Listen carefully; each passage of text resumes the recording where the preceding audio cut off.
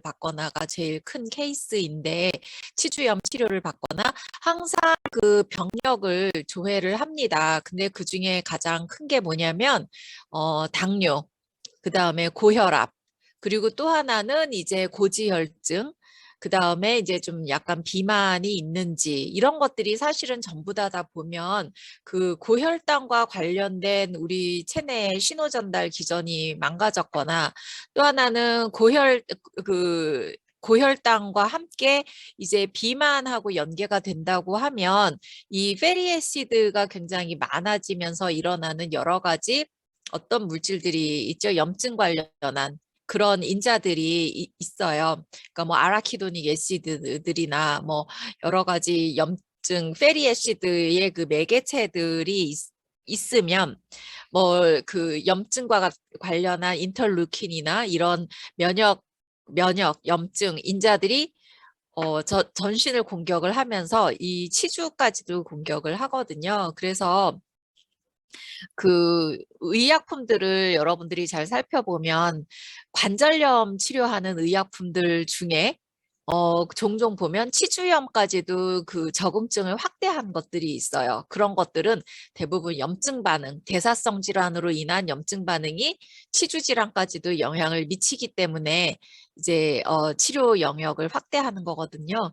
그래서 보면 대부분 이제 글라이코젠 메타볼라이즘이나 글루코즈 레벨을 조절하는 거, 그것과 관련된 인슐린과 글루카곤의 역할, 그 다음에 공복시와 그 다음에 이제 그러니까 많이 먹었을 때, 예, 당 조절, 그 다음에 호르몬 조절, 이런 것들이 어떻게 나오는지, 이게 잘 조절이 안 되는 경우에, 이제, 다이아베테스 멜리투스라고 하는, 이제, 당뇨병, 그리고, 조금 더 이제 나가서 보자면, 오비시티. 비만은 요즘에 어떤 질환 때문에, 좀 많이 관심을 받냐면 옛날에도 많이 관심을 받았지만 뭐 비만 자체가 그 질환으로 인식이 되는 게 얼마 안 됐어요.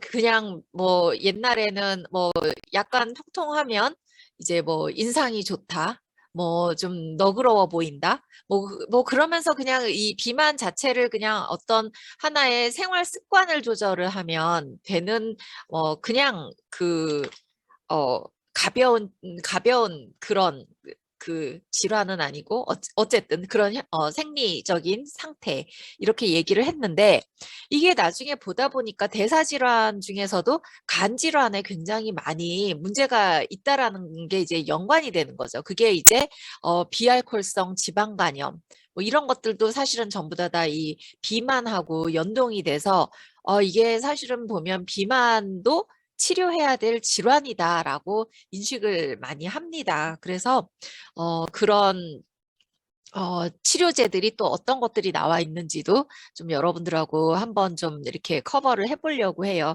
그 비만 치료제나 당뇨 치료제나 좀 비슷한 류의 그 펩타이드 의약품들이 좀 많이 커버를 하는데 다 호르몬성 뭐 이런 어, 그 인자들이고요. 이런 호르몬들이 우리 몸에서 제대로 역할을 하지 못하기 때문에 어, 그 이런 대사 질환이 일어난다라는 것들을 여러분들이 알고 계시면 좋을 것 같아요. 그래서 오늘 이 시간은 내용은 좀 많아 보이는데 좀 핵심적인 내용만 여러분들이 알고 계시면 좋을 것 같고 그 다음에 읽어야 될 패러그래프는 제가 여기 조금 붙여놨으니까 나중에 여러분들이 이런 것들을 이 슬라이드 덱을 좀 잘 보시면 시험 공부하는데 도움이 될 것 같아요.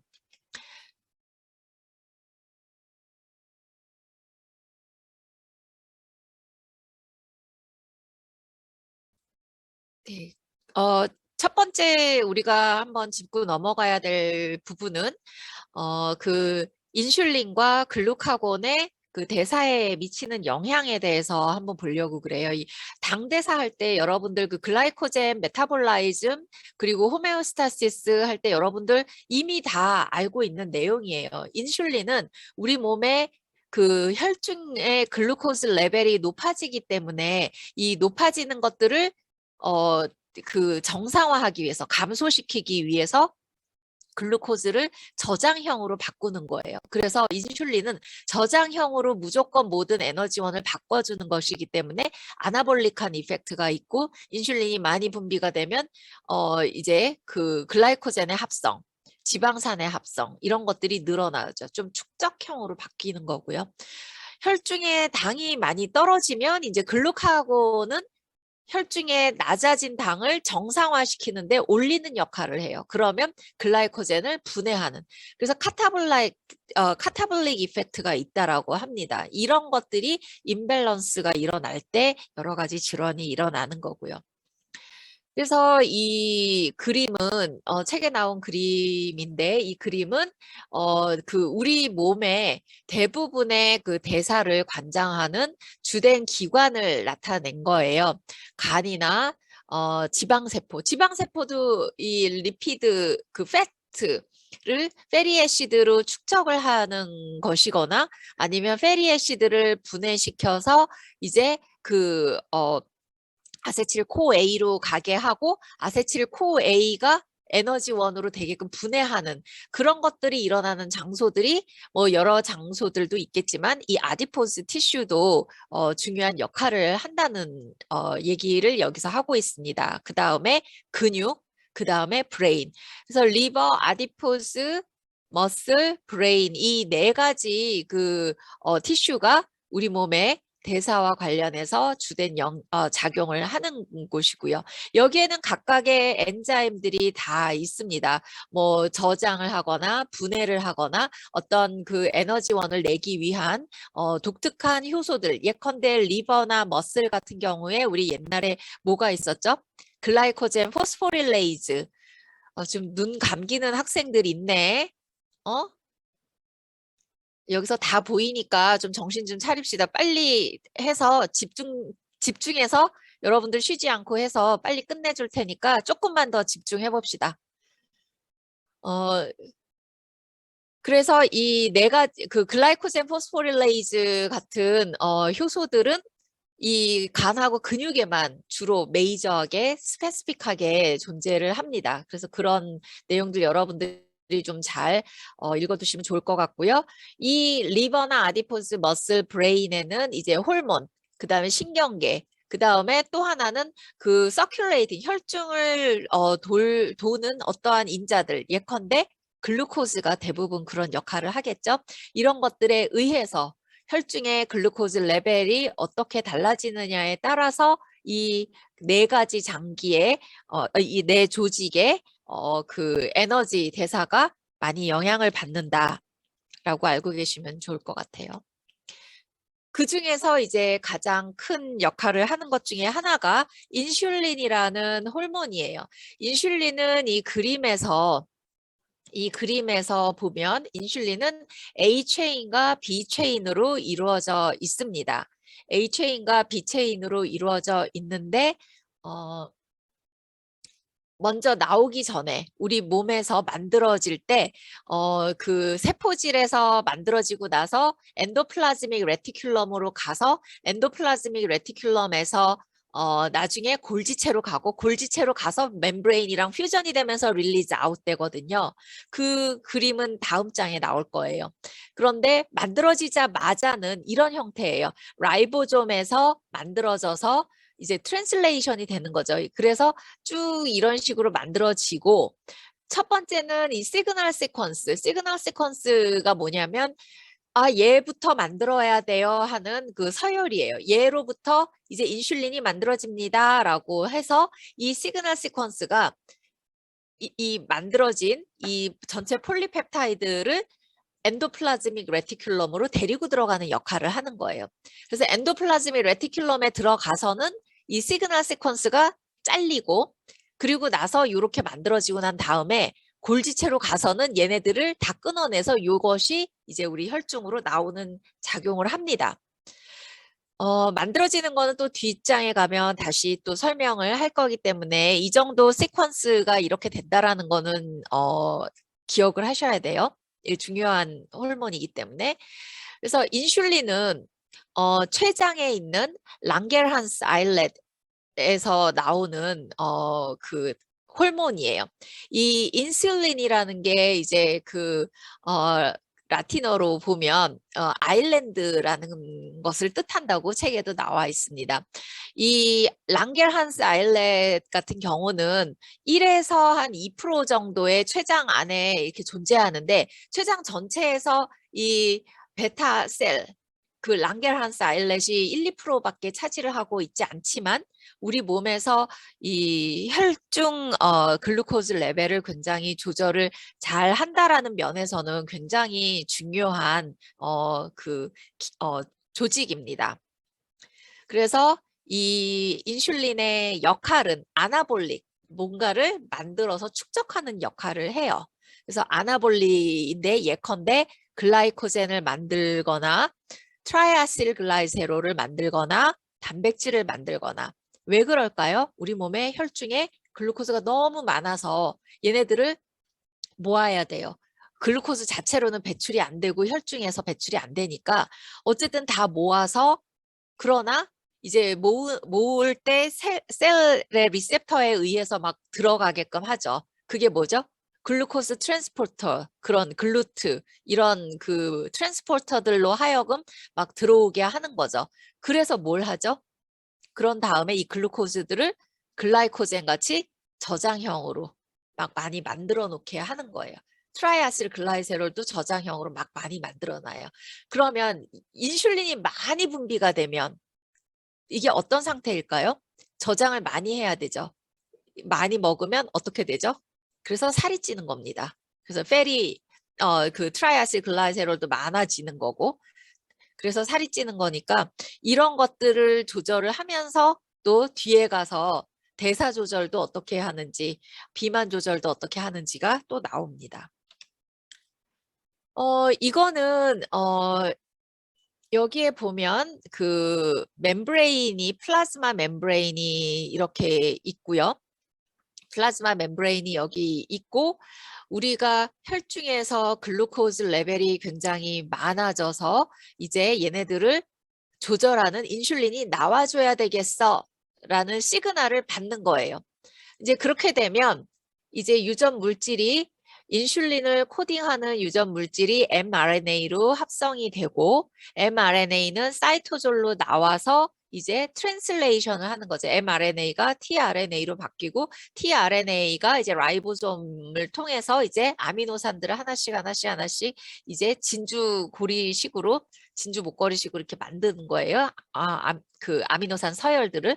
근데 그걸 만드는 첫 번째 서열이 뭐냐면 이제 시그널 펩타이드 서열이고요.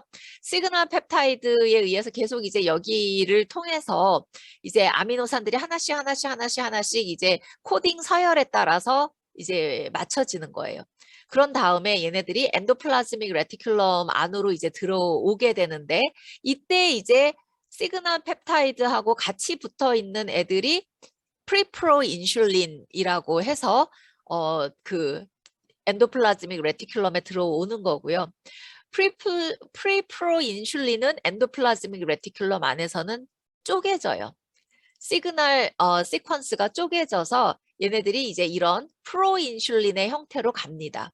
이제 이런 프로인슐린의 형태로 가면 그 다음에는 이제 골지 컴플렉스하고 퓨전이 되면서 골지체 안으로 들어가요. 그 다음에 골지체 안으로 들어가서 이제 그 다음에 C펩타이드가 끊기고 이 C펩타이드가 끊기고 나면서 이제 플라즈마 멤브레인하고 퓨전이 돼서 이때 버딩 아웃을 하는 거예요. 그래서 인슐린을 혈중에 버딩 아웃을 한다. 엑소사이토시스죠. 밖으로 이렇게 보내는 걸 우리가 엑소사이토시스고 밖에 있는 걸 안으로 데리고 오는 거는 엔도사이토시스라고 합니다. 그래서 이제 이런 그 신세시스와 데그라데이션 만들어지고 나서 시그널 펩타이드가 데그라데이션이 되고 그 다음에 C 펩타이드가 데그라데이션이 되는 것들이 이제 여기에 설명이 나오고 있어요. 그 다음에 인슐린은 이제 혈중에서 반감기가 한 6분밖에 안 돼요. 굉장히 짧아요. 그래서 이제 이런 것들이 이제 왜 6분밖에 안 되냐면 너무 오랫동안 있으면 어떤 일이 일어날까요? 혈중에 글루코스를 계속 이제 안으로 집어넣겠죠. 그렇게 되면 우리가 혈당이 갑자기 과하게 떨어져요. 그걸 뭐라 그러냐면 하이포글라이세미아라고 얘기를 합니다. 그러면 혈당이 과하게 떨어지면 나중에 우리 몸에서 대사가 조절이 잘 안 되는 사람의 경우에는 나중에는 이게 브레인으로도 글루코즈가 공급이 안 되기 때문에 심하면 코마까지 이르는 그 상태가 옵니다. 그래서 이런 그 굉장히 대사와 관련된 호르몬들은 half-life가 좀 짧게 그 우리 몸에서 설정이 되어 있어요. 그 다음에 이제 그 인슐린의 세크레션의 그 조절은 어떻게 되는가가 이제 이 슬라이드에 나오는데요. 글루코즈, 밥을 먹고 나면 글루코즈 레벨이 굉장히 많이 올라가겠죠. 그러면 글루코즈 레벨이 올라가는 거에 따라서 인슐린의 그 분비도 굉장히 많이 올라갑니다. 인슐린의 분비가 많이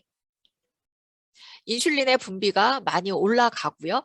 대신에 인슐린과 반대되는 역할을 하는 그 글루카곤 같은 경우는 혈중 레벨이 떨어지겠죠. 왜냐하면 이제는 합성을 해야 되기 때문에 글라이코젠을 합성을 해야 되고 또 하나는 혈중에 글루코즈 레벨이 높아 있기 때문에 글루코즈를 밖으로 내보내면 안 되는 거예요. 그래서 글루카곤의 레벨은 떨어집니다. 이런 것들은 여러분들이 보고 잘 기억을 하셔야 돼요.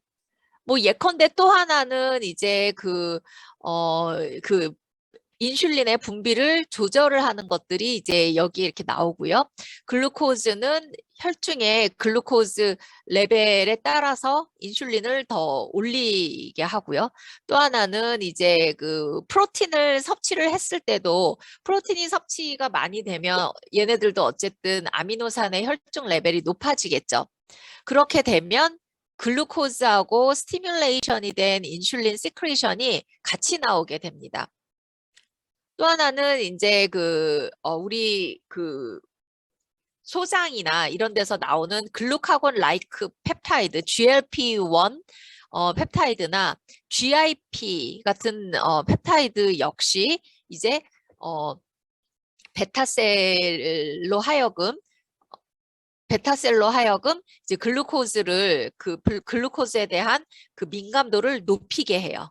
그래서 이제 GLP-1 아고니스트 아니면 이제 그 가스트릭 인히비토리 폴리펩타이드 그래서 이제 이런 것들은 마찬가지로 인슐린을 더 많이 나오게끔 하는 역할을 합니다. 그 다음에 인슐린 분비를 억제하는 것들은 뭐가 있을까요? 인슐린 분비가 억제가 된다고 하는 거는 우리 몸에 그 글루코즈나 아미노애시드나 패티애시드가 많이 있으면 혈중에 이게 많이 있으면 파지티브하게 인슐린을 많이 내게 하는 거고요. 글루코즈 레벨이 떨어지면 못 나오게 되는 거고 그 다음에 이 글루코즈 레벨이 떨어지거나 아니면 에너지를 많이 써야 되는 때 긴급한 상황 때 그런 때는 인슐린의 분비가 억제가 돼요. 그런 때는 오히려 우리가 에너지를 더 많이 써야 되는 거기 때문에 글루코즈 레벨을 혈중에 많이 공급을 해줘야 돼요. 그래서 그런 때 나오는 호르몬이 에피네프린이에요. 에피네프린이라는 호르몬은 인슐린의 릴리즈를 억제를 합니다. 오히려 에피네프린은 그 글루카곤의 그 역할을 더 크게 하기 때문에 글루카곤의 그 분비를 촉진을 하게 돼요. 에피네프린 같은 경우에. 그래서 이제 연료가 없을 때 scarcity of dietary fuel이라고 하죠. 그 혈중에 연료가 없을 때 그리고 어떤 그 생리적인 스트레스를 받았을 때 예컨대 감염이나 하이폭시아나 아니면 굉장히 과다한 운동을 했을 때 이럴 때는 인슐린의 분비는 억제가 됩니다. 그래서 인슐린이 계속적으로 분비가 되면 혈중의 당을 계속 떨어뜨리니까 그때 위험하게 나오는 것이 뭐죠? 하이포글라이세미아예요. 이 하이포글라이세미아를 막게 하는 원동력은 이런 그 피드백, 네거티브 피드백에 의해서 이 하이포글라이세미아가 방지가 되는 거예요.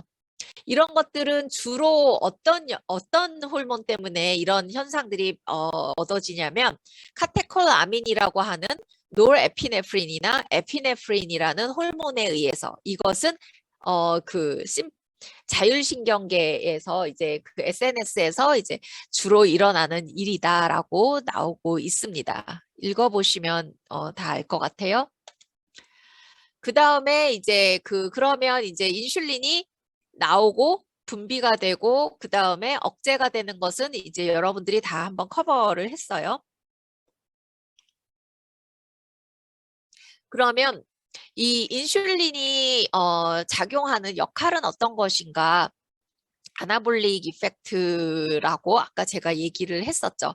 아나볼릭 이펙트는 카보하이드레이트 메타볼라이즘이나 리피드 메타볼라이즘이나 프로틴 신세시스에 있어서 글라이코젠을 만들어서 저장하는 애들이에요. 저장이다. 인슐린은 저장형을 만든다라고 생각을 하시면 돼요.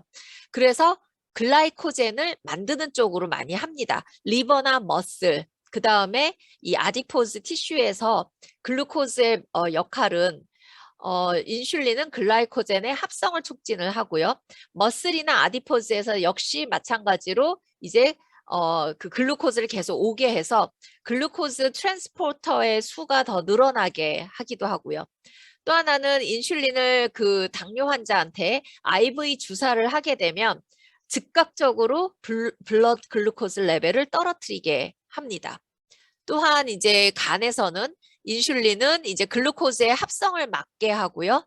그 다음에 그 합성을 막게 하는데 글라이코젠의 분해나 글루코네오제네시스, 글루코즈 신합성을 억제를 하는 역할을 합니다. 또한 이제 리피드 메타볼라이즘과 관련해서는 트라이아실 글라이세롤 합성을 그 페리애시드 합성을 증가시키는 거예요. 페리애시드를 아세틸코에이로 분해시키는 게 아니고 페리애시드를 합성하는 쪽으로 이제 그 작용을 합니다. 그 내용이 여기 있고요. 프로틴 합성 역시 촉진을 한다고 알고 계셔야 합니다. 그러면 이제 이런 인슐린은 어떤 그 모드 오브 액션, 메커니즘을 가지는가? 인슐린은 그 인슐린과 관련된 어떤 스페시픽한 인슐린 리셉터가 이렇게 있어요. 대부분의 이제 그 인슐린의 리셉터는 리버나 머슬, 아디포즈 티슈에 존재를 하고 있고요. 첫 번째 스텝은 뭐냐면 우리가 알아야 될 것은 이 인슐린 리셉터가 어떠한 성격을 가지고 있는가예요. 여러분들이 이 인슐린 리셉터와 관련해서 다른 인산화하고는 조금 구별을 하셔야 되는 게 있는데 우리가 지난번에 글라이코젠의 분해에 있어서는 글라이코젠의 분해, 글라이코젠의 합성 이런 거에서 인산화, 탈인산화가 굉장히 좀 중요하다고 알고 있을 거예요. 그때 인산화는 뭐에 의해서 인산화가 되냐면 사이클릭 AMP, 그 외계로부터 외부로 나온 그 물질들, 사이클릭 AMP에 의해서 그 효소가 포스포릴레이션이 되면서 카이네이즈가 인산화가 되면서 이제 분해로 가는데 얘네들은 어떤 거냐면 마찬가지로 이제 이 인슐린의 리셉터는 이렇게 알파 2 알파와 2 베타가 서로 다이설파이드 본드를 가지고 있고요. 이 베타 서브 유닛의 타이로신이 나중에 인산화가 됩니다. 즉 보면 인슐린이 이제 인슐린 리셉터에 결합을 해요. 그런 다음에 얘네들이 결합을 하자마자 자기 스스로 타이로신이 인산화가 돼요. 오토포스포릴레이션이 됩니다. 자기 스스로가 오토포스포릴레이션이 된 인슐린은 여기에 인슐린 리스판스 서브 유닛이라고 하는 IRS를 인산화를 또 시키고요. 이 IRS가 인산화가 되면서 쭉 나오는 것들이 이제 합성과 관련된 효소들을 이제 액티베이션을 시키는 거예요. 그래서 그 액티베이션을 시키고 나서 나오는 것들은 글루코즈 업테이크가 증가가 되고 글라이코젠의 합성이 늘어나고 프로틴 신세시스가 늘어나고 그 다음에 지방산의 합성이 늘어나게 됩니다. 나머지 글루코즈로 나가는 것들은 억제가 되는 거죠. 그래서 여러분들이 알아둬야 할 것은 여기에 오토포스포릴레이션이 되면서 IRS가 인산화가 돼서 이 인산화가 되면서 나중에 나오는 메타볼릭 이펙트가 이렇게 된다를 알고 계셔야 됩니다. 여기에서도 보면 그렇게 해서 나오는 것들이 IRS에 의해서 나오는 그 현상이 뭐냐면 첫 번째 인슐린 리셉터에 바인딩을 하고요. 바깥에 있는 이렇게 바인딩을 하고 난 다음에 이 안에 있는 글루코즈 트랜스포터, 글루트4라는 이 트랜스포터가 안에 있는데 얘들을 베시클로 만들어요. 베시클로 만들어서 얘네들을 셀 멤브레인 쪽으로 모아가게 하고요. 그 다음에 셀 멤브레인하고 퓨전이 되게 해서 셀 멤브레인이 이렇게 노출을 시키는 거예요. 글루트4 트랜스포터를. 그래서 트랜스포터에 의해서 혈중에 있는 이 핑크 색깔 글루코즈가 안으로 들어오게 합니다. 그래서 이제 인슐린에 의존을 해서 글루트4가 인트라셀룰라 세포 안에 원래 간이나 근육에 있는 세포 안에 이렇게 안에 세포 안에 있다가 인슐린에 의해서 얘들이 버딩아웃이 되고 그게 멤브레인이랑 퓨전이 되면서 얘네들은 이제 글루코즈를 이렇게 받아들이게 하는 거예요. 그래서 이런 것들은 특히 이 글루트4 같은 경우는 우리가 뭐라고 그러냐면 인슐린 센시티브 글루코즈 트랜스포터라고 합니다. 근데 또 어떤 것들은 인슐린에 인센시티브한 것들도 있어요. 인슐린에 인센시티브한 것들도 있는데 예컨대 뭐 소장이나 아니면 신장 뭐 이런 것들 그 다음에 그 적혈구 눈 뭐 이런 것들은 인슐린에 인센시티브하게 글루코즈를 받아들일 수도 있다. 특히 간이나 뇌 같은 경우는 인슐린이 만약에 없는 상태에서라도 혈중의 레벨은 좀 메인테인 해야 되는 경우라면 이제 그냥 받아들이는 거죠. 그 글루코즈 트랜스포터가. 그래서 이런 것들을 여러분들이 좀 한번 읽어보시면 좋을 것 같아요. 그 다음에 이제 인슐린에 대해서 그 반대작용을 하는 것이 글루카곤인데 글루카곤은 카타볼릭 이펙트를 가지고 있어요. 우리 몸에 에너지를 주는 거예요. 그래서 있는 것들을 분해하는 거예요. 그래서 있는 것들을 분해해서 에너지를 주는 역할을 하는 것이기 때문에 그 판크레아틱 아일렛에서 나오는 거는 맞아요. 근데 인슐린은 베타셀에서 랑게르한스 아일렛의 베타셀에서 나왔다고 하면 이 글루카곤은 랑게르한스 아일렛의 알파셀에서 나옵니다.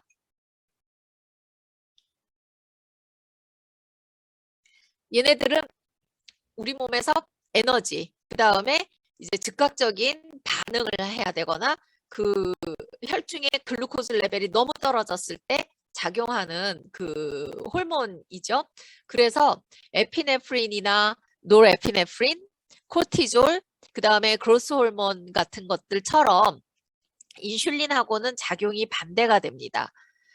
그리고 글루카곤 그 작용이 반대가 되는 이 그림을 여기 나타냈는데 읽어보시면 될 것 같아요.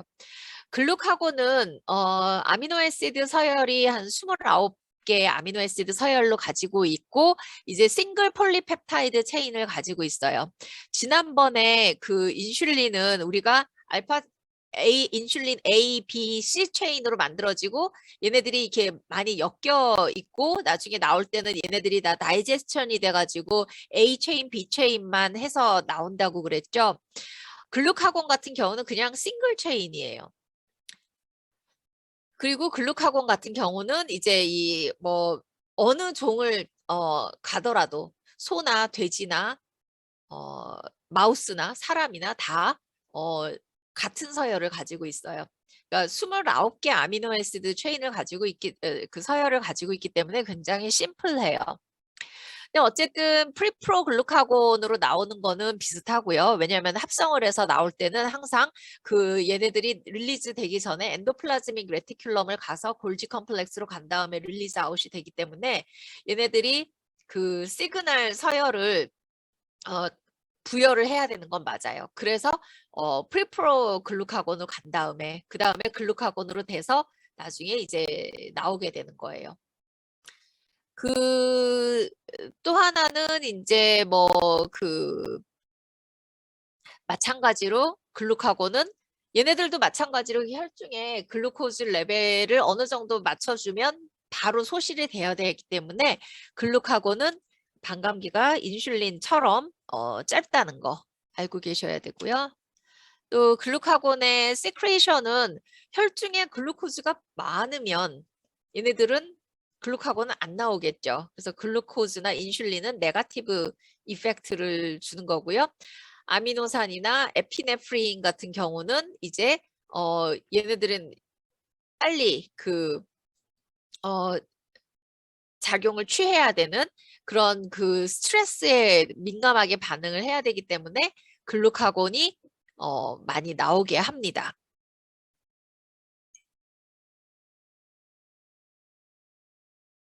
그래서 그 증가시키는 것들, 글루카곤의 시크레이션을 증가시키는 것들이 로우 글루코즈, 아미노 애시드, 그 다음에 카테콜아민, 에피네프린, 노르에피네프린 이렇게 있다고 그랬죠. 그것들이 인슐린의 글루카곤의 시크레이션을 촉진을 시킨다. 근데 또 하나 특이한 거는 아까 아미노 애시드도 뭐라고 그랬죠? 인슐린의 시크레이션을 촉진을 시키기도 하지만 마찬가지로 글루카곤의 그 시크레이션도 촉진을 시켜요. 이 경우는 혈중에 많이 있는 아미노산은 이 프로틴의 합성 쪽으로 가게 하는 역할을 하고요. 글루카곤이 나올 때에 쓰이는 아미노애시드들은 얘네들은 글루코즈를 만들어주는 쪽으로 아미노산의 그 글루코즈를 만들어주는 쪽으로 이제 보내기 때문에 아미노산은 이중적인 작용을 하는 것 여러분들이 알고 계셔야 합니다. 여기에도 책에도 설명이 있으니까 한번 읽어보세요. 그 다음에 이제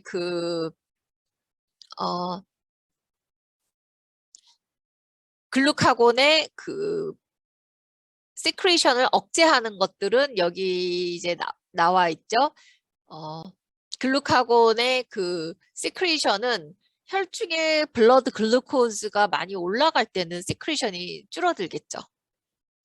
그 다음에 글루카곤이 미치는 메타볼릭 이펙트는 마찬가지로 이제 카보하이드레이트나 리피드나 프로틴 메타볼라이즘에 공히 인슐린처럼 역할을 해요.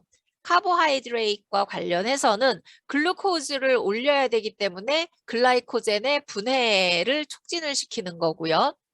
그 다음에 리피드도 마찬가지로 페리애시드 합성을 저해하고 페리애시드의 분해를 촉진을 해서 얘네들이 아세틸코에이로 만들어서 에너지를 내게끔 하는 역할을 합니다. 또 하나는 프로틴 메타볼라이즘과 관련해서는 이제 아미노산을 받아들여서 얘네들을 프로틴 합성으로 가게는 하지 않아요. 프로틴 합성으로 가게 하지 않고 얘네들은 글루코즈를 합성하는데 주로 포커스를 맞춰줍니다. 그래서 아미노산 같은 경우가 어떻게 해서 글루코네오제네시스로 가는가는 지난 시간에 제가 여러분들한테 아미노산 분해와 관련해서 얘기를 많이 해드렸을 거예요. 거기에 보면 이제 글루코네오제네시스를 글루코네오제네시스로 가는 아미노산 분해 과정이 나와 있습니다. 글루카곤은 그 역할을 하는 거예요. 인슐린은 아미노산을 받아들여서 프로틴의 합성 쪽으로 가게 해주고요. 그래서 이제 이 글루카곤의 메커니즘은 지난 시간에 여러분들 그 글라이코젠 메타볼라이즘 할 때 이거 이미 여러분들 했었어요. 한번 했었던 거고요. 다시 한번 보자면 글루카곤이 리셉터에 G 프로틴 커플드 리셉터에 이제 결합을 하면 이건 마찬가지로 에피네프린도 이 GPCR G 프로테인 커플드 리셉터에 결합을 합니다. 결합을 하고 나서는 글루카곤이 결합을 하면 아데닐레이트 사이클레이즈를 활성화시켜서 사이클릭 AMP가 인산화가 되고요. 이 사이클릭 AMP에 의존적인 프로틴 카이네이즈가 인산화가 돼서 이런 프로틴 카이네이즈가 사이클릭 AMP에 의해서 인산화가 되면 이것은 분해를 촉진시키는 메커니즘으로 가는 거예요.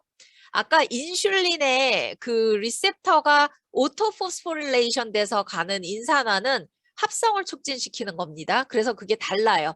그러니까 사이클릭 AMP에 의해서 나오는 인산화 과정은 무조건 프로틴 데그라데이션이다라고 생각을 하셔야 됩니다. 그래서 이 과정으로 나오는 것들은 글라이코젠의 분해가 촉진이 되는 거고 글루코네오제네시스가 촉진이 되고 페리애시드 옥시데이션은 페리애시드가 분해가 된다는 뜻이에요. 여러분들 다 배우셨을 거예요. 케토제네시스, 키톤 바디를 만드는 것인데 키톤 바디를 만드는 것은 글루코즈가 아주 없을 때 우리 몸에서 키톤 바디가 만들어지는 것. 이거 아마 여러분들 리피드 대사에서 배우셨을 거예요. 그 다음에 아미노산의 업테이크가 증가가 되면서 아미노산 업테이크가 되면 이 글루카곤에 의해서 어떻게 되죠? 글루코네오제네시스로 간다로 알고 계셔야 돼요. 그래서 글라이코젠의 분해나 페리애시드 글라이코젠 합성이나 페리애시드 합성은 억제가 된다. 이것을 설명하실 수 있어야 됩니다. 그 다음에 이제 우리가 이제 인슐린과 글루카곤을 이제 다 이 메커니즘까지 커버를 해봤고요. 하이포글라이세미아라는 게 이제 어떤 것인지 한번 좀 보도록 할게요. 하이포글라이세미아는 이게 그 블러드 글루코즈 레벨이 이렇게 있는 상태에서 우리가 이제 한 그 정상적인 이제 그 글루코즈 레벨이라고 하면 한 이제 한 100 정도 이렇게 있는 건데 이것보다도 더 떨어지는 경우에 이제 80에서 100 사이에서 이제 라면 100 이상이 되면 이제 100 이상이 되면 글루코즈 레벨이 100 이상이 되면 인슐린의 합성이 어떻게 돼요? 촉진이 되겠죠.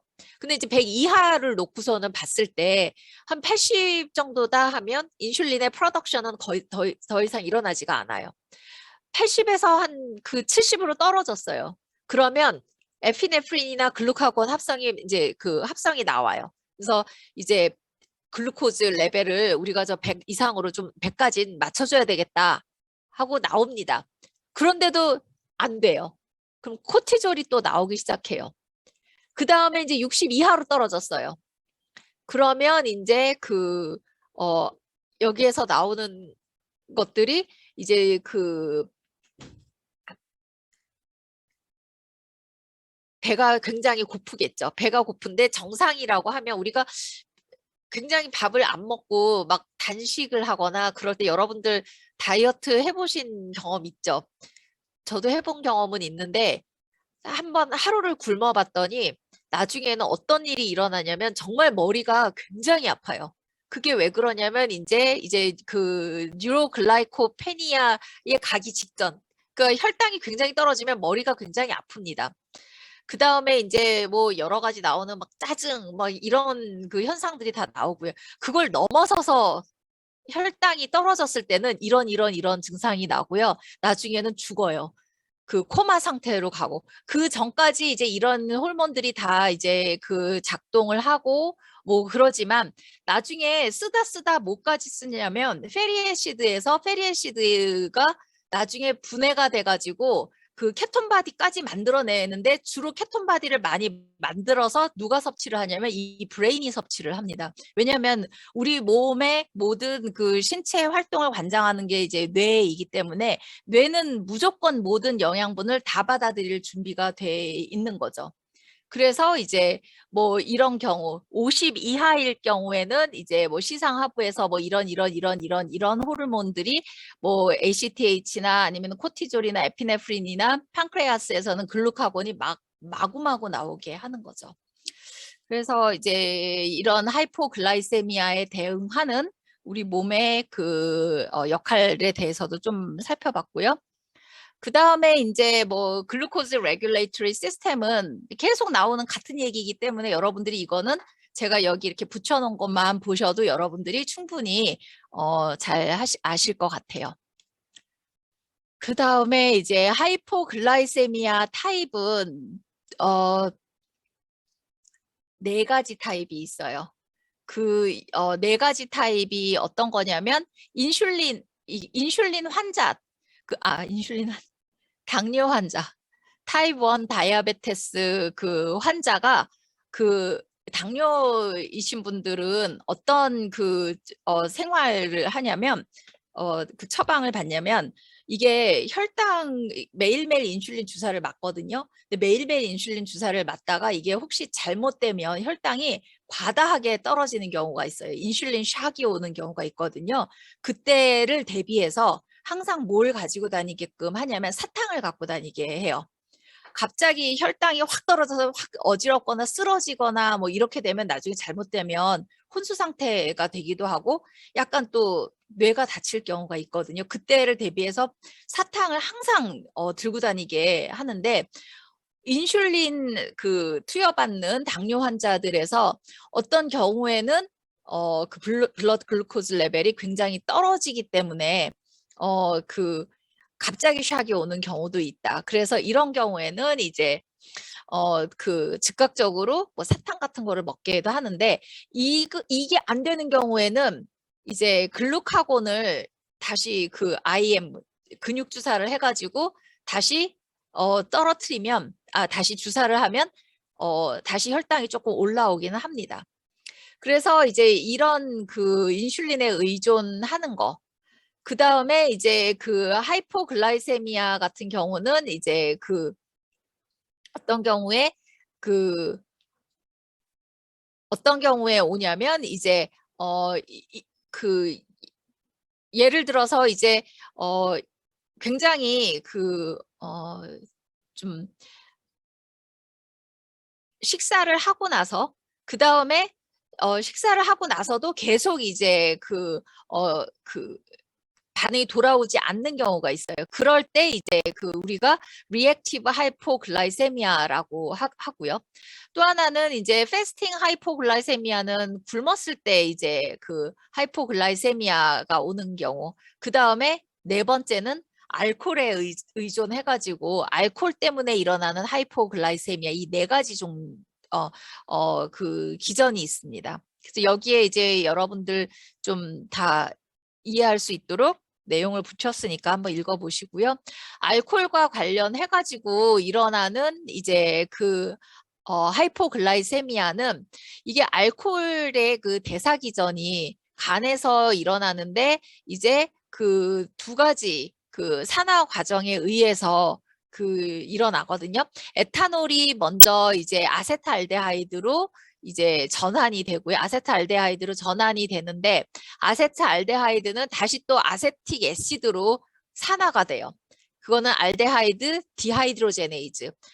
술 마셨을 때 굉장히 숙취가 막 오래 가는 사람이 있고 술이 빨리 취하는 사람이 있고 뭐 등등등등 그렇죠. 그런 경우에 이 관련된 효소가 알데하이드 디하이드로제네이즈나 아세트알데하이드 뭐 알코올 디하이드로제네이즈, 이 두 효소 때문에 일어나는 것들이거든요. 이 효소 때문에 이제 그 당이 갑자기 순식간에 좀 떨어지는 경우가 있어요. 그래서 이 효소의 작용을 더 이렇게 원활하게 하기 위해서 NADH가 조효소로 이 효소의 그 작용을 더 산화를 촉진하는데, 이 산화를 촉진하는 데 필요한 것들이 이 글루코즈 때문에, 글루코즈가 그 기저에 들어가는 에너지원으로 사용을 해요. 그래서 에탄올을 산화시키기 위해서, 이 에탄올을 산화시키기 위해서 우리 몸에 파이루베이트이 소모가 되거든요. 그래서 파이루베이트 소모가 계속 되니까 어떻게 되겠어요? 몸의 혈당은 떨어지는 거예요. 그래서 술을 너무 많이 마셨을 때 저혈당 증세가 와가지고 또 문제가 생겨서 병원에 실려가고 그러거든요. 저혈당 증세가 일어나면 뭐가 나온다 그랬죠? 그때 머리 아프다 그랬죠. 그래서 술 마시고 난 다음에 너무 과음을 하거나, 여러분들 경험 좀 한 번씩 있죠. 다음날 막 머리 아프고 좀 속이 니글니글하고, 다 이게 저혈당 때문에 일어나는 현상입니다. 그래서 그게 왜 그러냐면 이런 파이루베이트를 굉장히 많이 그 효소의 에너지원으로 사용하기 때문에, 그래서 이제 이런 혈중의 당이 떨어지는 거다라고 알고 계시면 좋을 것 같아요. 그래서 이제 키가 되는 컨셉 맵은 이제 그 인슐린과 글루카곤이 제일 중요하니까 인슐린의 작용, 글루카곤의 작용, 그 다음에 하이포글라이세미아가 일어나는 여러 가지 그 원인, 하이포글라이세미아, 인슐린에 기인한 하이포글라이세미아를 어떻게 극복이 되는가에 대한 그래프 이런 것들을 좀 보면 좋을 것 같고요. 특히나 제가 여기서 강조하는 거는 뭐냐면 시험에도 이런 것들은 한번 좀 내서 여러분들이 잘 할 수 있는지 살펴보고자 하는 거 뭐냐면 인산화 할 때, 포스포릴레이션 할 때 첫 번째는 사이클릭 AMP에 의해서 일어나는 인산화와 두 번째는 그 오토포스포릴레이션 예컨대 뭐가 있죠? 인슐린 리셉터에 의해서 IRS가 인산화되는 거. 이게 차이가 분명히 있다고 제가 말씀을 드렸을 거예요. 이 차이에 대해서 여러분들이 설명을 할 수 있어야 됩니다. 그래서 인산화와 관련돼서 인슐린의 반응에 있는 인산화와 그 다음에 글루카곤이 인산화시키는 그 인산화가 있죠. 뭐죠? 사이클릭 AMP 디펜던트한 인산화. 걔네들은 뭐지? 분해를 촉진하는 거고 인슐린에 의해서 나오는 인산화는 합성을 촉진하는 거예요. 그게 왜 차이가 나죠? 글루카곤에 의한 거는 GPCR 리셉터를 바인딩하고 나면 얘네들이 아데닐레이트 사이클레이즈에 의해서 사이클릭 AMP가 인산화를 시키는 거고 인슐린은 인슐린 리셉터를 바로 즉각적으로 오토포스포릴레이션을 시키는 거라 하나는 합성으로 가게 하고 하나는 분해로 가게 하는 것. 이게 달라요.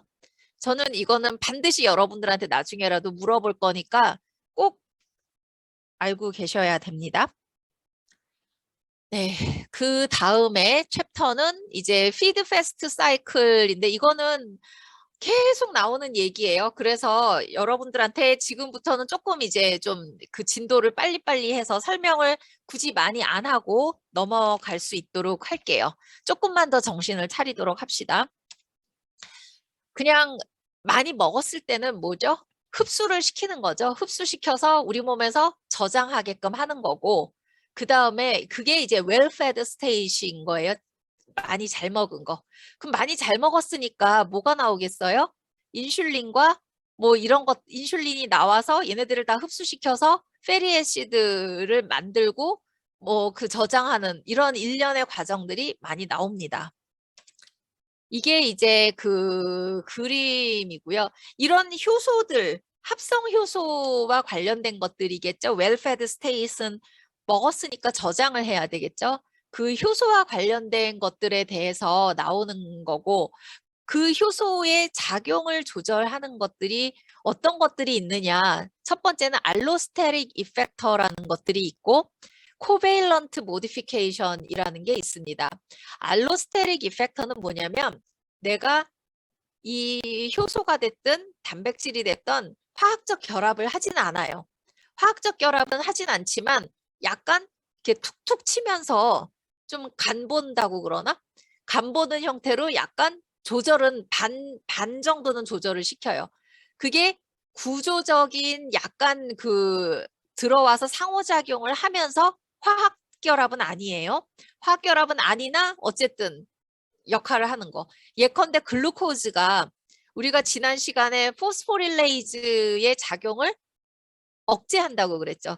글루코즈 레벨이 많이 올라가면 포스포릴레이즈는 뭐죠? 글라이코젠을 분해해서 글루코즈를 만드는 앤데 글루코즈가 많으면 포스포릴레이즈를 약간 살짝 이렇게 반결합식으로 억제를 시켜요. 그런 것들을 알로스테릭 레귤레이터라고 합니다. 대부분은 글루코즈나 뭐 사이트릭 애시드나 뭐 이런 것들이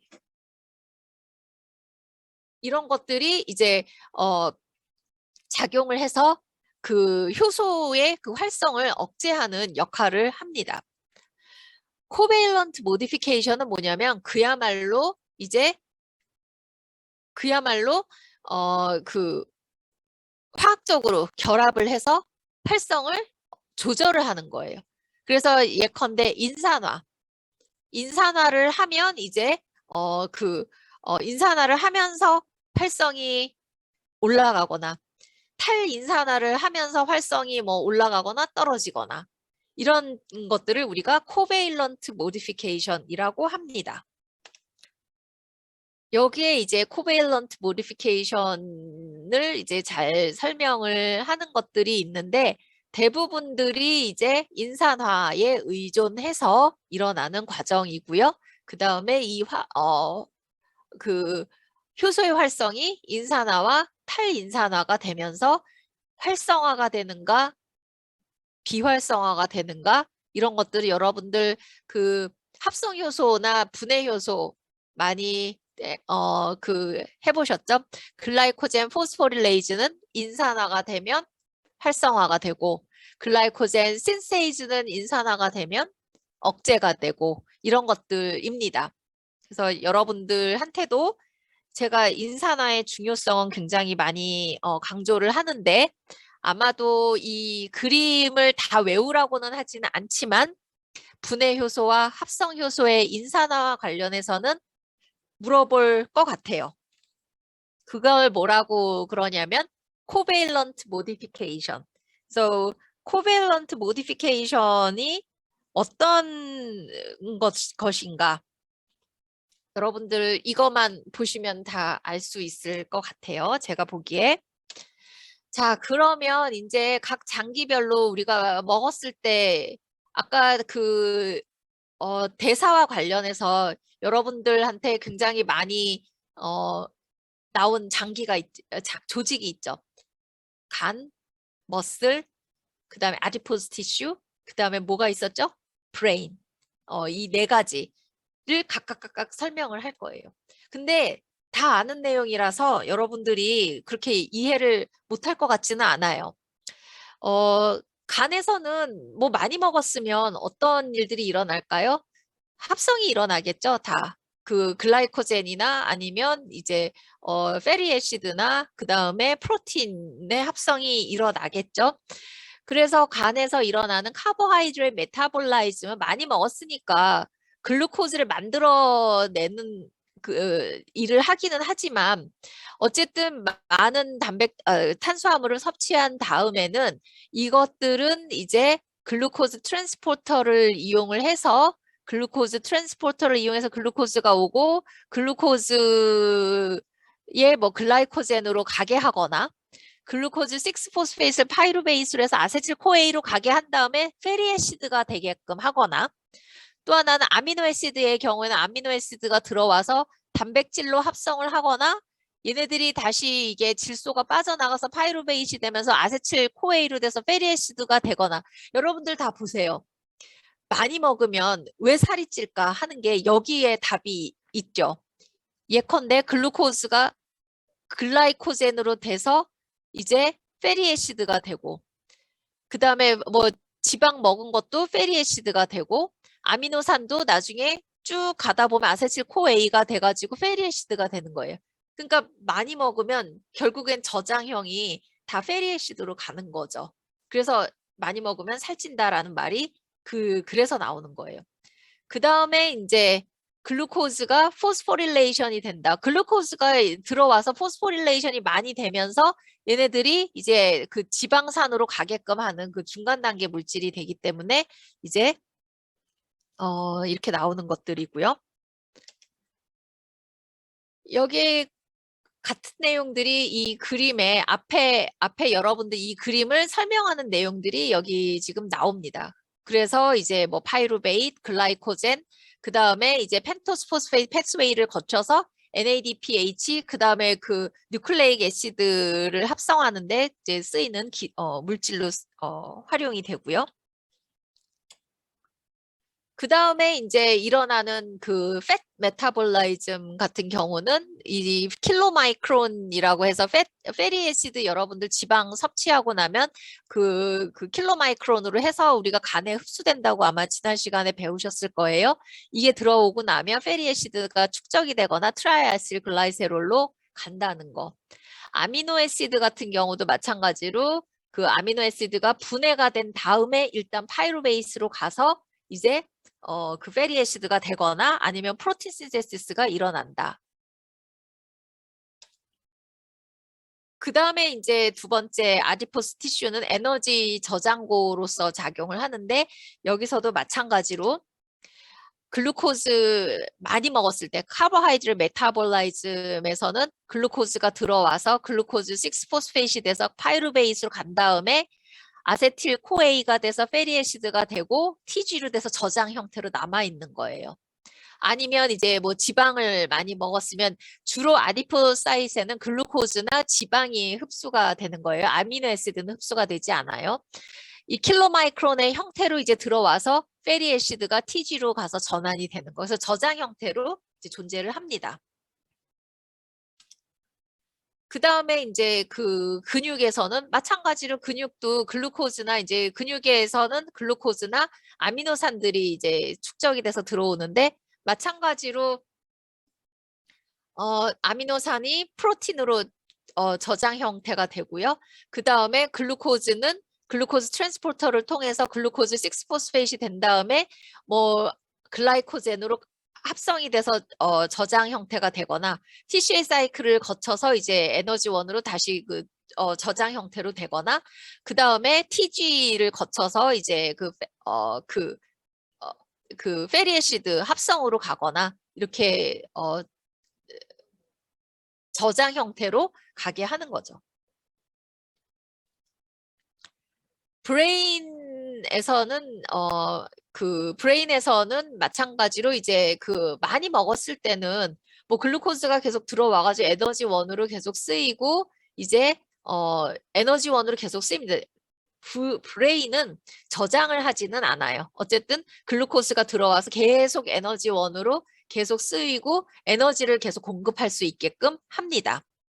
그래서 이 여러 가지 그 잘 먹었을 때 일어나는 이런 그 네 가지 조직의 인터랙션이 여기 이렇게 다 그림으로 나와 있는데 한번 잘 살펴보시면 좋을 것 같아요. 그 다음에 이제 굶었을 때 반대겠죠. 굶었을 때는 우리 몸에 이미 축적돼 있는 팻이나 프로틴이나 글라이코젠을 이제 분해시키는 역할을 합니다. 그때 이제 팻 같은 경우는 15kg에서 한 13만 5천 킬로칼로리의 고에너지가 나오고요. 프로틴 같은 경우에는 6kg에서 2만 4천 킬로칼로리, 글라이코젠은 0.2kg이 분해가 되면 800킬로칼로리. 그래서 팻이 굉장히 에너지 효율이 좋다라고 여러분 알고 계시죠? 그 다음에 이제 마찬가지로 이제 똑같이 네 가지 조직에서 일어나는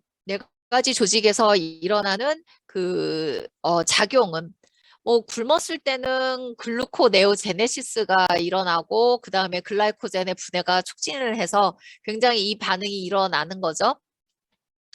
카보하이드레이트 메타볼라이즘은 이것도 똑같이 간인데 카보하이드레이트 메타볼라이즘은 글라이코젠에서 이제 반대로 나오는 거예요. 그래서 글루코즈가 나오게끔 하고 글라이코젠도 써서 없는 경우에는 아세틸코A, 페리애시드가 아세틸코A가 돼서 케톤바디가 돼서 케톤바디가 혈중으로 가서 첫 번째로 브레인으로 갑니다. 브레인으로 가서 브레인이나 심장으로 가서 에너지원을 공급하게 해주는 거고요. 페리애시드나 글라이세롤은 아디포즈 티슈에서 이제 나와가지고 페리애시드를 간으로 빨리 보내주는 거예요. 간에서 이런 것들을 다 효소 활성이 높기 때문에. 그래서 보면 우리가 굶었을 때 이렇게 마르잖아요. 마르는 거는 나중에 페리애시드가 지방에서 페리애시드를 막 방출을 하기 때문에 그 아디포스 티슈 사이즈가 굉장히 줄어들면서 이제 마르는 거죠. 그게 다 이제 아디포스 티슈에서 글라이세롤이나 페리애시드를 방출하면서 이게 이제 간으로 가서 이제 뭐 에너지원으로 나오게끔 하기 때문에 일어나는 현상입니다. 이 내용들이 이 그 패러그래프에 다 설명이 되어 있어요. 그래서 이제 이 내용들과 함께 이제 페리애시드의 레벨은 떨어지고 대신에 3하이드록시부티레이트라는 케톤 바디가 올라가는 거예요. 그러니까 팻 메타볼라이즘은 뭐냐면 이 리버 자체에서 일어나는 팻 메타볼라이즘도 있지만 주변에 아디포스 티슈가 그 팻을 방출을 하면서 이것을 간이 이제 업테이크를 해서 얘네들이 중간 단계 에너지 물질로 하는데 케톤 바디의 일종인 3하이드록시부티레이트를 혈중으로 방출을 합니다. 그래서 3하이드록시 부트레이트이 혈중으로 방출이 되면서 얘네들이 즉각적으로 글루코즈를 대체하는 에너지 원으로 사용을 하는 거고요. 아디포스 티슈 역시 뭐 페리 애시드를 방출을 하거나 TG가 트라이아실 글라이세롤이니까 트라이아실기 페리 애시드를 방출을 하고 글라이세롤도 방출을 해서 간으로 보내는 역할을 합니다. 대신에 페리 애시드를 업테이크하지는 않죠. 다 릴리즈를 하죠.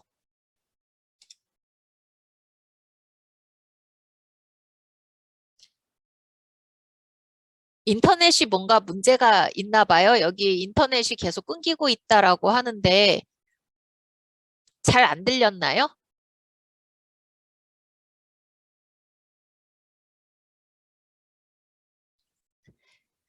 네, 어쨌든 계속 할게요. 그 다음에 이 스켈레탈 머슬 같은 경우는 어쨌든 혈중에 그 글루코즈가 없기 때문에 저장 형태인 모든 글라이코젠을 다 방출을 해야 되는 거예요. 그럼에도 불구하고 없으면 단백질이 분해가 돼가지고 이제 아미노산을 방출을 하고 아미노산은 간에 들어가서 글루코네오제네시스 과정을 거치기도 하고요. 페리애시드는 그 간뿐만 아니고 근육에서도 업테이크가 돼서 여기서 이제 그 에너지 원을 쓰이게 해서 움직일 수 있게끔은 하는 거죠. 그런 내용들을 여러분들이 이제 보면 좀 잘 구별을 하면 좋을 것 같아요. 그 다음에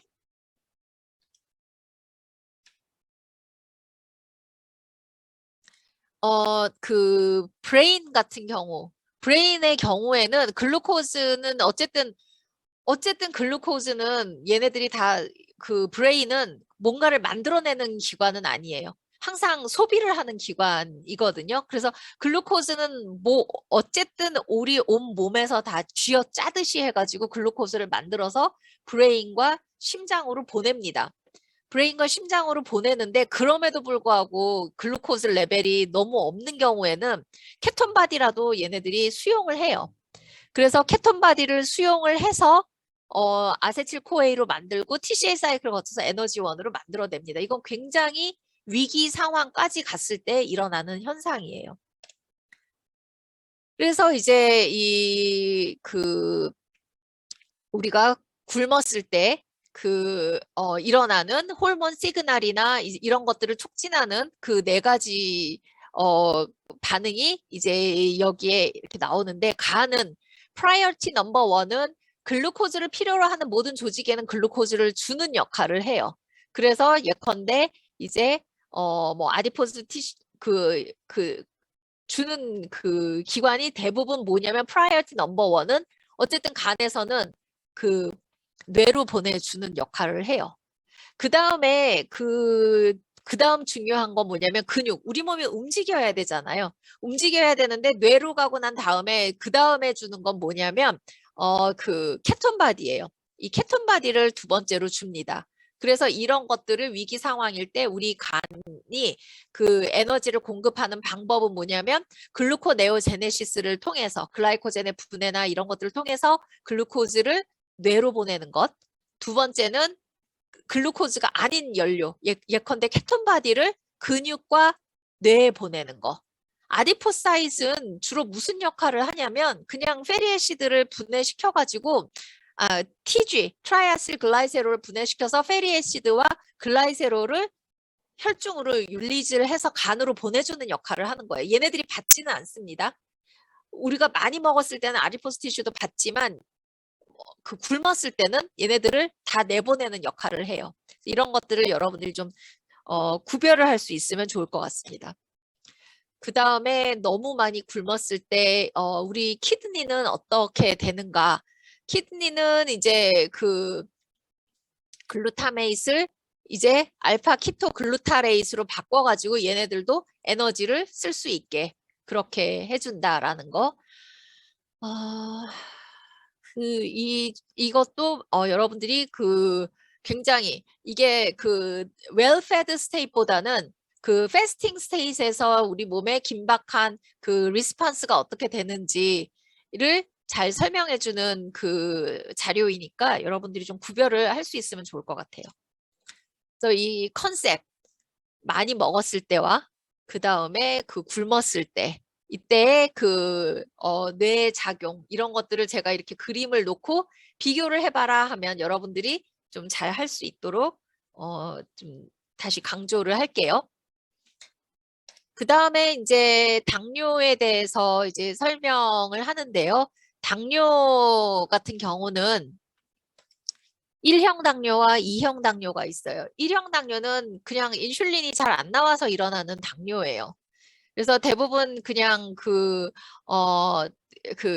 판크레아틱 아일렛이 그 기능을 잘 못해서 인슐린을 릴리즈가 잘 되지 않아서 일어나는 거라 인슐린만 그냥 공급하면 돼요. 근데 대부분의 그 좀 시비어한 케이스는 뭐냐면 타입 2, 인슐린의 리지스턴스. 인슐린이 분명히 있음에도 불구하고 인슐린으로 인식을 못하는 거예요. 그 경우에 이제 좀 문제가 많이 일어나는 거죠. 그러나 다른 의약품들이 있기 때문에 좀 많이 극복은 하고 있습니다만 어쨌든 이게 아직까지 좀 극복되지 않는 질환이면은 분명해요. 이 타입 1과 타입 2는 여러분들이 좀 읽어보고 구별을 할 수 있으면 좋을 것 같고요. 타입 1 다이아베테스 같은 경우는 이제 첫 번째로는 이제 예컨대 유전적인 영향이나 아니면은 식습관이나 아니면 스트레스나 이런 것들에 의해서 판크레아틱 아일렛 베타셀이 좀 뭔가 문제가 생겼을 때 생기기 시작하고요. 그리고 나서 베타셀의 디스트럭션이 일어나고 그 다음에 이제 디스트럭션이 일어나니까 그 다음부터는 인슐린을 못 만들어내는 거겠죠. 그래서 이제 이 심틈이 일어나는 거고요. 이런 것들은 혈당을 측정을 하면 바로 나옵니다. 그래서 타입 1 당뇨일 때는 하이퍼글라이세미아가 일어나고요. 키토네미아라는 그 현상, 키톤 바디가 굉장히 많이 형성이 되는데 왜냐하면 글루코즈가 많이 나오면서 글루코즈가 이게 다시 업테이크가 안 되고 계속 글루코즈가 지금 그 페리애시드가 계속 이제 들어오면서 케톤 바디가 계속 만들어지는 거예요. 몸의 위기 상황이 아닌데도. 그래서 이제 그 당이 많아지는 것과 케토네미아, 케톤 바디가 많이 만들어지는 거. 요 두 가지로도 이제 좀 증상을 찾아내는 그 키트들이 있다고 해요. 이런 것들 한번 읽어보시고요. 치료는 일단은 카보하이드레이트나 글루코즈를 많이 내는 그런 음식을 좀 줄이든가 아니면 그 인슐린 세라피, 인슐린을 주는 거.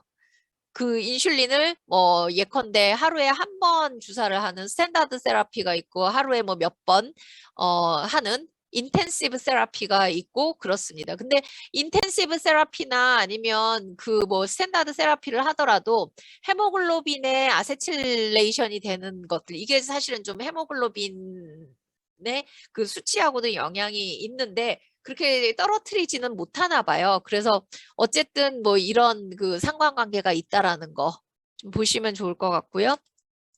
그다음에 인텐시브 세라피를 했을 때 그 하이포글라이세미아로 가는 찬스가 많이 있을 수가 있다라는 거. 그다음에 이런 것들이 하이포글라이세미아가 일어나면서 장기적으로는 우리 지난번에 아마 얘기했을 텐데 그 망막증 이런 것들 망막증이나 신장 투과가 좀 잘 안 되는 경우 이런 것들이 이제 그 컴플리케이션 그 부작용으로 나온다라는 거 여러분들한테 좀 얘기를 했었죠. 그래서 좀 한번 기억을 더듬어서 읽어보시기 바랍니다.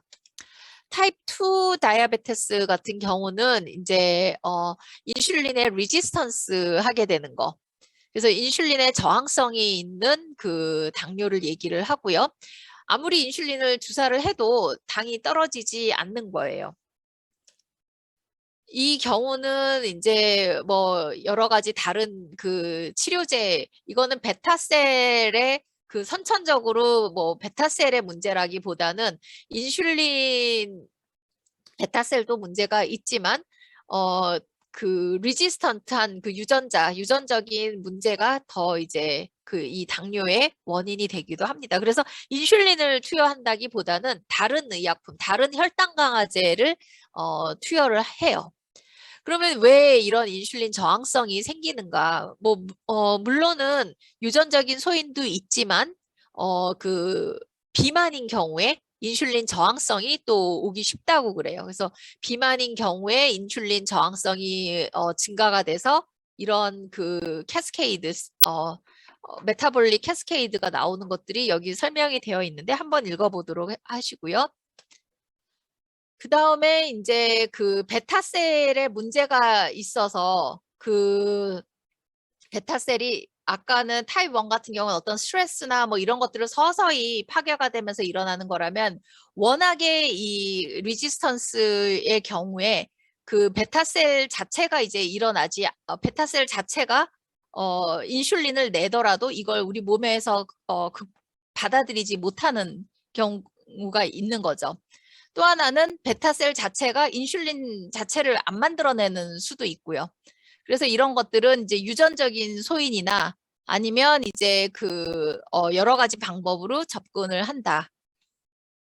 것들이 좀 나오고요. 여기에서 나오는 이제 그 타입 2 다이아베티스의 경우에 이제 메타볼릭 체인지가 어떻게 일어나는가. 마찬가지로 이제 여기에서 하이퍼글라이세미아는 똑같이 일어나는 현상인데 그 간에서의 이제 그 메타볼릭 패스웨이가 조금 더 달라지는 것은 글루코즈가 너무너무 과다하게 많이 생성이 돼서 나오는 것. 이게 아까 타입 1 다이아베티스하고 좀 차이가 나는 거죠. 케톤 바디가 생긴다기보다는 글루코즈가 너무너무 많이 이제 그 생겨난다라는 게 이제 그 증상이라고 할 수가 있겠습니다.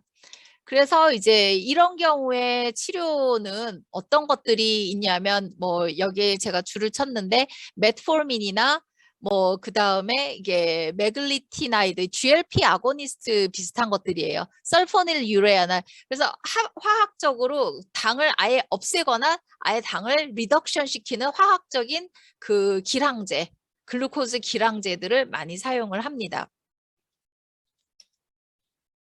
그 다음에 이제 크로닉 이펙트 같은 경우는 이거는 뭐 계속 혈당 조절을 잘 하면 이제 그 헤모글로빈의 아세틸화 되는 것들이 맨 처음에는 이제 11%에서 나중에는 7% 이하까지도 좀 잘 떨어진다. 그러면 그 망막증이나 이런 그 부작용들까지도 잘 관리가 된다라는 것들을 보여주는 거고요. 또 하나는 이게 체중 조절, 과체중이나 비만을 잘 조절을 하면 이제 운동을 하면서도 이게 그 당이 관리가 되는 그 현상들이 나오는데 너무 비만인 경우 BMI 인덱스가 26 이상인 그 아주 비만인 경우에는 운동도 그렇게 효과가 없을 수가 있다. 그래서 이 타입 2의 경우에는 조금 이제 체중 조절까지도 같이 가는 것이 효과적이다라고 책에서는 설명을 하고 있습니다. 그래서 이제 다이아베티스와 관련된 키 컨셉이 이렇게 있는데 이거보다는 앞에 나와 있는 그 대표적인 원인 타입 1은 인슐린이 정말 부족해서 일어나는 거고 타입 2 같은 경우는 인슐린의 리지스턴스가 생겨서 일어나는 것들이기 때문에 나오는 그런 그 여러 가지 치료 방법들을 여러분들이 한번 읽어보면 좋을 것 같아요. 그래서 사실은 타입 2가 조금 더 치료가 복잡하고 또한 기전도 좀 많이 복잡합니다. 특히나 이게 타입 2 DM 같은 경우는 비만하고 연동이 돼 있어서 비만 치료하고 같이 또 병행을 해줘야 되고요. 아까 비만이 먼저 일어나면서 인슐린 리지스턴스가 일어난다고 얘기를 했었죠. 그다음에 이제 마지막 오비시티 비만입니다. 이거는 몇 장 안 되기 때문에 여러분들이 읽어볼 수 있도록 제가 책에서 좀 많이 이렇게 발췌를 해서 붙였고요. 이거는 뭐 그 바디웨이트를 잘 조절 못하는 일 때문에 일어나는 현상이고요.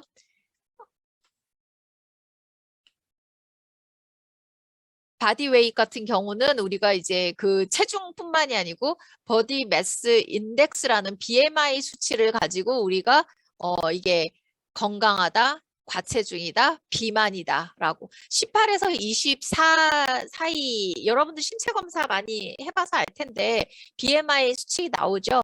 18에서 24 사이를 헬시하다. 25에서 30은 약간 과체중이다. 30 이상은 비만이다. 뭐 이런 수치들이 이제 나오는데 이제 좀 여기 weight과 그 키하고 비교를 해가지고 나타내죠.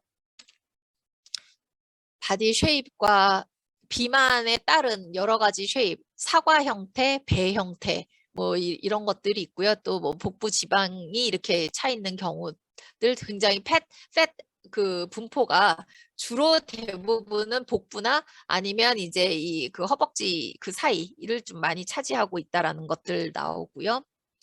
그 다음에 이제 이게 사실은 비만은 팻이 굉장히 막 어큐뮬레이션 돼서 축적이 돼서 일어나는 거라 이것과 관련한 그 여러 가지 내분비계 현상들 이건 내분비계는 대부분 우리가 아까 팻의 어큐뮬레이션을 촉진하는 여러 가지 인자들 다 여러분들 공부를 하셨으니까 여기서는 여러분들이 책을 읽어보는 것으로 제가 하도록 할게요.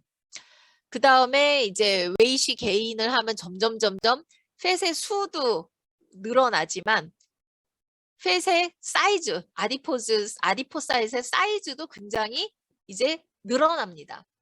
그래서 점점 이제 그 팻의 사이즈와 개수가 늘어나는 것을 우리가 체중 조절할 때 굉장히 신경을 써야지 된다고들 많이들 얘기를 하죠. 여기서도 보면 웨이시 게인을 할 때마다 이게 개수가 늘어나는 거, 개수가 늘어날 뿐만 아니라 사이즈가 늘어나는 거 이런 것들 여러분들이 좀 한번 살펴보시고요. 바디 웨이 레귤레이션은 뭐 이거는 음식 섭취하고 관련이 돼 있으니까 대표적인 거는 건강한 성인 같은 경우는 어느 정도 많이 먹어서 체중이 올라가도 많이 먹는 걸 좀 줄이면 다시 원래 그 상태, 원래 체중으로 돌아가요.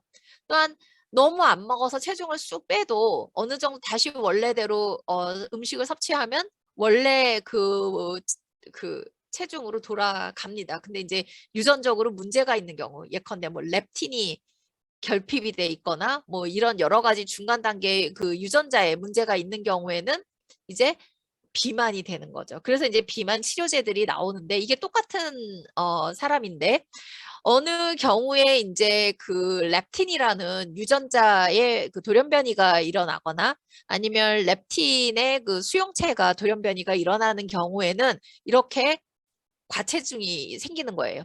그런데 나중에 유전자 치료를 하거나 렙틴을 이게 좀 교정을 해줬더니 다시 정상 체중으로 돌아왔다라고 그래요. 이제 이런 것들이 이제 우리가 유전자 치료를 하거나 아니면은 효소 치료를 통해서 이제 비만을 치료하는 그런 그 시도들이 되겠어요. 그 다음에는 뭐 대부분 뭐 환경적이거나 아니면은 이제 뭐 그 아까도 얘기했었던 운동을 하거나 뭐 좀 그 다이어트를 해서 좀 조절을 할 수도 있겠죠. 그 다음에 이제 뭐 undernourissed나 overnourished 같은 경우는 너무 덜 먹었을 때는 아무래도 이제 그 식욕이 포만감이나 뭐 그 식욕이나 이런 부분에서 관장하는 호르몬들이 많이 나오겠죠. 이런 것들을 조절을 하는데 그중에 이제 가장 그 대표가 되는 게 비만과 관련해서 렙틴과 인슐린이 굉장히 메인이 돼서 작용을 합니다. 그래서 렙틴 같은 경우는 이제 팻을 좀 조절하는데 주로 관여하는 거죠. 그래서 이제 렙틴 같은 경우는 이게 식욕을 억제하는데도 많이 쓰이고요. 그래서 이제 그 지방대사와 관련이 많이 있다고 합니다. 근데 이제 대부분 비만인 사람들은 렙틴에 이제 저항성이 있어서 이제 그 조절 능력이 좀 많이 없다라고 하고요. 인슐린 같은 경우는 아까도 제가 여러 번 얘기했기 때문에 여러분들이 한번 읽어보면 좋을 것 같아요. 쇼텀 시그널 관련해가지고는 배가 고프거나 배가 부르거나 할 때 관련되는 여러 가지 시그널들이 이제 이런 그 조절에 작용을 한다라고 보시면 되고요. 메타볼릭 이펙트 같은 경우는 메타볼릭 신드롬은 그럼에도 불구하고 비만이 너무 많이 이제 일어났을 때 일어나는 것들은 총 콜레스테롤과 TGL 레벨이 높아지는 거죠.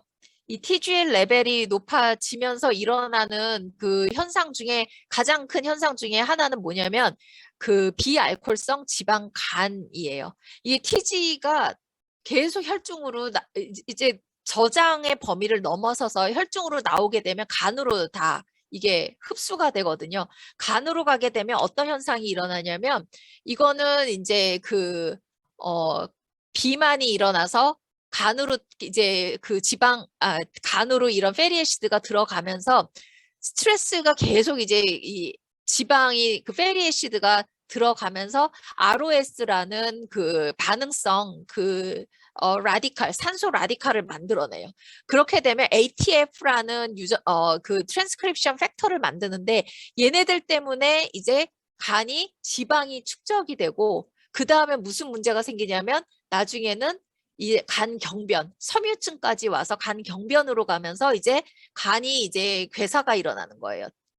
그래서 이제 이 경우에 이제 타입 2 DM하고도 또 연관이 돼 있다라고 하는데 여기 앞단에서도 보면 오비시티, 타입 2 다이아베티스 멜리투스 반드시 일어나는 것은 비알코올성 지방 간염이 일어난다라는 거예요.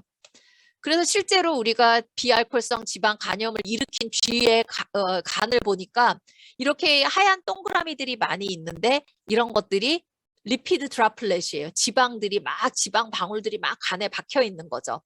그래서 실제로 보니까 그런 쥐들은 이런 ATF3라는 그 인자들의 레벨이 높아져 있는 것들을 알 수 있었고 그래서 이 ATF를 억제를 하는 걸 해봤더니 이런 리피드 드라플렛이 많이 줄어들었다라는 거죠. 당뇨하고는 상관없고 이런 ATF, 간에서 일어나는 이런 지방 간의 인자들을 또 줄였더니 좀 많이 정상화가 됐다라는 거예요.